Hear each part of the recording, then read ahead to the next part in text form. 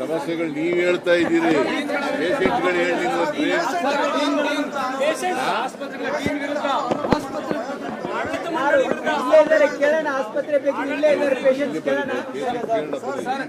ನಿಮ್ಮ ಎದುರಿಗೆ ಕೇಳ್ತೀನಿ ಬರ್ರಿ.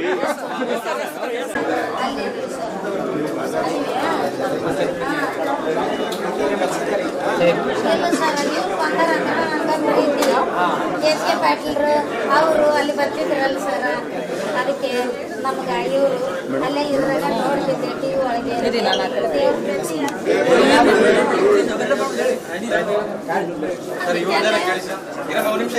ಚೆನ್ನಾಗಿ ನೋಡ್ಯಾರ.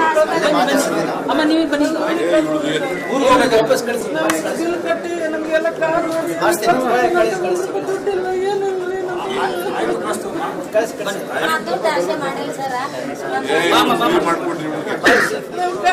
ಫ್ರೀ ಮಾಡಕ್ಕೆ